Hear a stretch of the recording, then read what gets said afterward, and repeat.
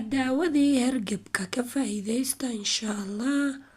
Maanta waxaan noo wadaa halkaas waxaan ku soo qaatay hal xabo basal aadna u weyneen aadna u yareen si yar baan soo jarjarayaa yaryariis khafiif ah.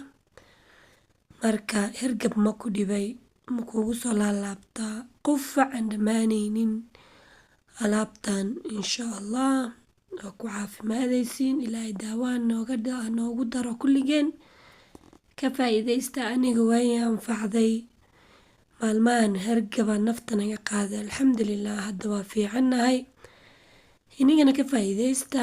aniga waa ka faa'iiday waan tijaabiyey waa markii labaad hadda sameynayo marka insha Allah ka faa'iidaysta. basasha sidaas yar baan soo jarjaray haddaa rabto waaweyn waa u jari kartaa muhiimadu waa inay khafiif ahaato markaa jarayso.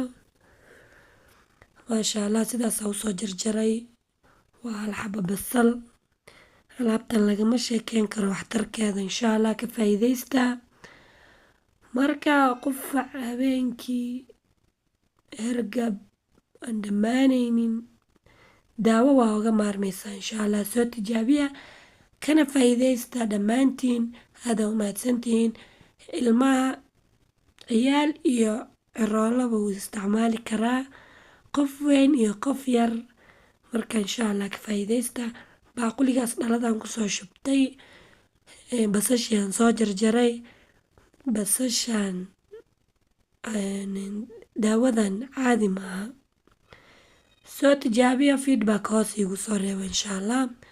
malaba inta ku haystaa malabkan aniga ma hubo inuu saafi yahay iyo inuu ahayn laakiin malab saafi waa liidahay.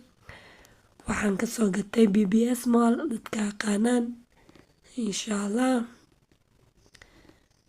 halkaas iyo malabkii baan ku shubayaa. malabka waa inuu la sinaado mise ka koreeyo basasha markaa ku shubayso hoos uu degayaa walwalaaqayaa si fiican haddana waa ku soo darayaa malab saafi ah aad hubto inaad ku isticmaasho waaye. aniga kan ma hubisaan ii sheegay waa iska soo iibsaday laakiin way la fiicnaaday kolley ma aqaano aniga insha Allah. malab saafi ah u isticmaalaysiin basasha iyo malabka isku jin ama inuu malabka ka koreeyo ha ku yaraynin malabka insha Allah. malabkii baa ku soo daray si fiican walaaqa isku dhex gelinayaa. weelka aad ku qasayso waa inuu ahaadaa dhalo baaquli yariis oo dhalo ah ama weel kale isku dabool ah oo dhalo ah. muhiimad waa inuu dhalo ahaadaa caagi dhan ha ku isticmaalin. marka maasha Allah sidaasaa u soo qasay malabka saasuu isku dhex galay iyo basashii maasha Allah. alaabtan markaas saa u diyaariso waxaa la rabaa 24 saac daboolka intaa saarto inaad meel mugdi dhigto mise waxaa gelinaysaa armaajo dhexdeedii qaanadaa gelinee meel unadi mugdi ah inaad dhigto waay. 24 saacadood kadib aad isticmaalaysaa markay basasha iyo malabka si fiican iskugu milmaan ay isku dhex galaan daboolka saa u saarayaa meel mugdi aad dhigaysaa markaa oo yacni aftiin dhan lahayn. armaajo dhexdeeda geli sariir hoosteeda gasho aday ku taalaa meel leh dhig aday insha Allah. malabkana waa kaas intii u dambeysaaba kusoo isticmaalay marka 24 saacadood kadib sidaasuu ku soo baxay. labadii shay aan isku qasnay waa aragtaan sidii hore iyo hadda farqiga u dhexeeyo. hadda biyo noqday markii horena malabku waa adkaa hadda biyo dareer ayuu noqday.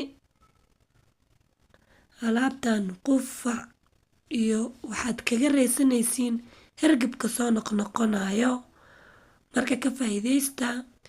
Ilmaha yaryar waa la siin karaa, qof weyn waa la siin karaa. Sidaasuu soo noqday biyo biyo, soo ma aragtaan markii hore iyo hadda farqiga u dhexeeya. Marka hadda anaa iska bilaabaya, qaadada u horeysaa soo darsaday, waa cabayaa. Qufac waa ka raysanaysiin, hergebka daawo, hergebka soo noqnoqonayo waa ka raysanaysiin. haddaad daayimatiin 7 maalin isku xigto, haddaad bil walba hal isbuuc haddaad samaysato, wallaahi waa ka faa'iidaysiin. maasha allah. qaadadii labaada darsaday anaa iska bilaabay, kadibna ciyaalkaa siisanaya insha allah. ka faa'iidaysta. qufac, riiraxyo kulli waa ka raysanaysiin insha allah. aadaa u mahadsantihiin. videolka like iyo saara, subscribe, share, comment. assalaamu calaykum.